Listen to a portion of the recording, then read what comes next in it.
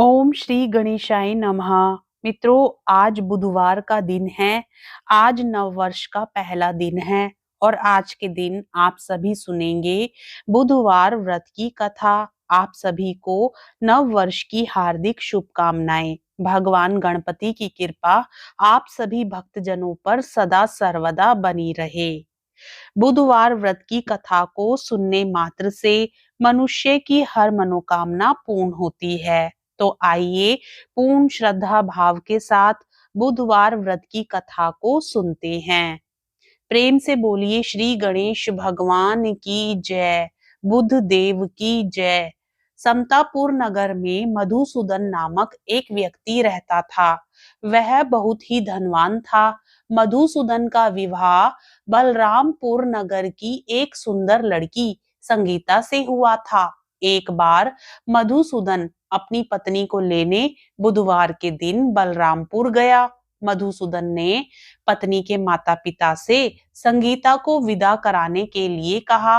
माता-पिता बोले, बेटा, आज बुधवार है। बुधवार को किसी भी शुभ कार्य के लिए यात्रा नहीं करते। लेकिन मधुसूदन नहीं माना। उसने ऐसी शुभ अशुभ की बातों को ना मानने की बात कही। दोनों ने बैलगाड़ी से यात्रा प्रारंभ कर दी। 2 कोस की यात्रा के बाद उसकी गाड़ी का एक पहिया टूट गया। वहां से दोनों ने पैदल ही यात्रा शुरू की। रास्ते में संगीता को प्यास लगी। मधुसूदन उसे एक पेड़ के नीचे बैठाकर जल लेने चला गया। थोड़ी देर बाद जब मधुसूदन कहीं से जल लेकर वापस आया तो वह बुरी तरह हैरान हो उठा, क्योंकि उसकी पत्नी के पास उसकी ही शक्ल सूरत का एक दूसरा व्यक्ति बैठा था। संगीता भी मधुसूदन को देखकर हैरान रह गई। वह दोनों में कोई अंतर नहीं कर पाई। मधुसूदन ने उस व्यक्ति से पूछा, तुम कौन हो और मेरी पत्नी के पास क्यों बैठे हो? मधुसूदन की बात सुनकर उस व्यक्ति ने कहा, अरे भाई, यह मेरी पत्नी संगीता है। मैं अपनी पत्नी को ससुराल से विदा करा कर लाया हूँ। लेकिन तुम कौन हो जो मुझसे ऐसा प्रश्न कर रहे हो? मधुसूदन ने कहा, तुम जरूर कोई चोर या ठग हो। यह मेरी पत्नी संगीता है। मैं इसे पेड़ के नीचे बैठाकर जल लेने गया था। इस पर उस व्यक्ति ने कहा, अरे भाई, झूठ तो तुम बोल रहे हो। संगीता को प्यास लगने पर जल लेने तो मैं गया था। मैंने तो जल लाकर अपनी पत्नी को पिला भी दिया है। अब तुम चुपचाप यहाँ से चलते बनो, नहीं तो किसी सिपाही को बुलाकर तुम्हें पकड़वा दूंगा। दोनों एक दूसरे से लड़ने लगे।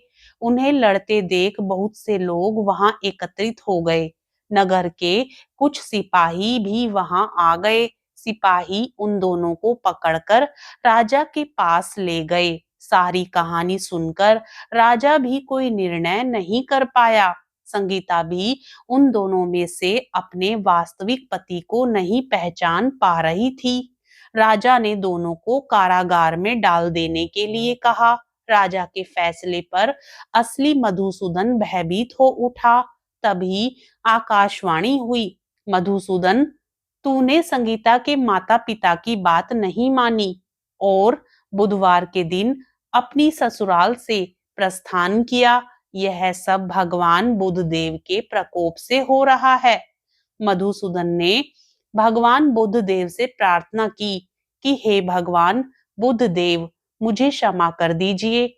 मुझसे बहुत बड़ी गलती हुई। भविष्य में अब कभी बुधवार के दिन यात्रा नहीं करूंगा और सदैव बुधवार को आपका व्रत किया करूंगा। मधुसूदन के प्रार्थना करने से भगवान बुध देव ने उसे क्षमा कर दिया। तभी दूसरा व्यक्ति राजा के सामने से गायब हो गया। राजा और दूसरे लोग इस चमत्कार को देखकर हैरान हो गए। भगवान बुध देव की इस अनुकंपा से राजा ने मधुसूदन और उसकी पत्नी को सम्मान पूर्वक विदा किया। कुछ दूर चलने पर रास्ते में उन्हें बैलगाड़ी मिल गई। बैलगाड़ी का टूटा हुआ पहिया भी जुड़ा हुआ था। दोनों उसमें बैठकर समतापुर की ओर चल दिए। मधुसूदन और उसकी पत्नी संगीता दोनों बुधवार को व्रत करते हुए आनंद पूर्वक जीवन यापन करने लगे। इस तरह भगवान बुद्ध देव की कृपा से उनके यहाँ खुशियां बरसने लगी। इस तरह जो स्त्री पुरुष विधि पूर्वक बुधवार का व्रत करते हैं और व्रत कथा सुनते हैं, और यदि व्रत नहीं भी रखते हैं तो भी व्रत कथा को सुनते हैं, तो वे पुण्य फल प्राप्त करते हैं। भगवान बुद्ध देव उनके सभी कष्ट दूर करते हैं। प्रेम से बोलिए बुद्ध देव भगवान की जय।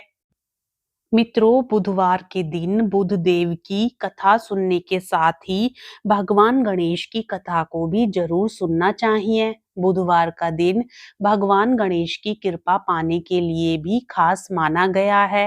मान्यता है जो व्यक्ति सच्चे दिल से बुधवार का व्रत करता है और विधि विधान से गणपति बापा की पूजा अर्चना करता है, उसके जीवन के सारे कष्ट दूर हो जाते हैं। बुधवार व्रत जीवन में सुख समृद्धि और धन दौलत लाता है। ये व्रत धन प्राप्ति के रास्ते खोलता है और सारे बिगड़े काम बनाता है। बुधवार व्रत में गणपति बापा की पूजा करने के बाद इस व्रत कथा को भी जरूर सुनना चाहिए।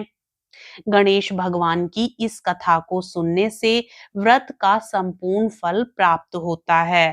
पौराणिक कथा के अनुसार एक बुढ़िया माई थी। वह रोजाना गणेश भगवान की मिट्टी की मूर्ति बनाती थी और पूजा करती थी। लेकिन वो रोज गणेश भगवान की मिट्टी की प्रतिमा बनाती थी और वो रोज ही गल जाती थी। उसके घर के सामने एक बार किसी सेठ जी का मकान बन रहा था। बुढ़िया माई ने मकान बनाने वाले कारीगरों से बोला, भाई, मेरे मिट्टी के बनाए गणेश जी रोज गल जाते हैं। आप मुझे पूजा के लिए पत्थर से एक गणेश जी बनाकर दे दो तो आपकी अति कृपा होगी। मकान बनाने वाला कारीगर बोला, माई, जितनी देर में हम तुम्हारे लिए गणेश जी बनाएंगे उतनी देर में हम दीवार पूरी कर देंगे। बुढ़िया ये सुनकर दुखी मन से अपने घर वापस आ गई। दीवार पूरी करते करते कारीगर को शाम हो गई, लेकिन दीवार पूरी ना हो सकी। कारीगर जितनी बार दीवार बनाए उतनी बार वो टेढ़ी हो जाती थी। शाम को जब सेठ जी आए तो उन्होंने कहा कि आज कुछ भी काम नहीं किया। तब मकान बनाने वाला एक कारीगर सेठ जी के पास गया और उसने बुढ़िया माई वाली सारी बात बताई। तब सेठ जी ने बुढ़िया माई के घर गए और उनसे कहा कि माई, तुम हमारी दीवार सीधी कर दो तो हम तुम्हें एक सोने के गणेश जी बनवा कर दे देंगे। मित्रों, भगवान तो अंतर्यामी होते हैं।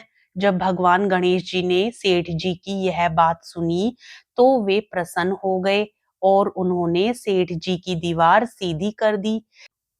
सेठ जी ने प्रसन्न मन से बुढ़िया माई को सोने के गणेश जी बनवा कर दिए।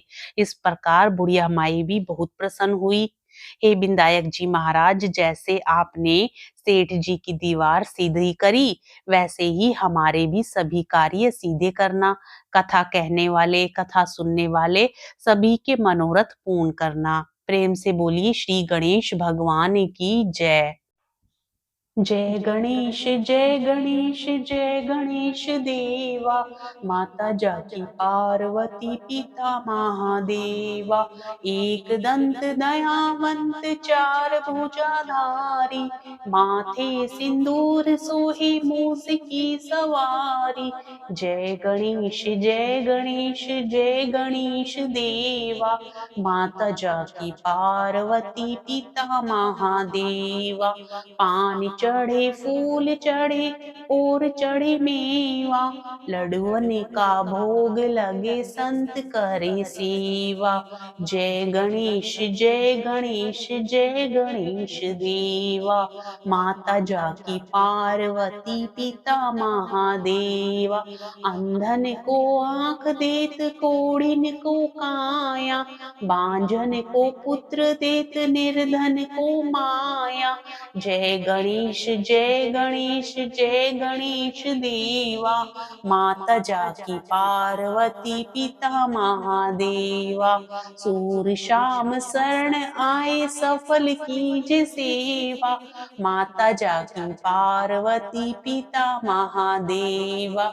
जय गणेश जय गणेश जय गणेश देवा, माता जाकी पार्वती पिता महादेवा। दीनन की लाज राखो शंभु सुतकारी, कामना को पूर्ण करो जाऊं बलिहारी।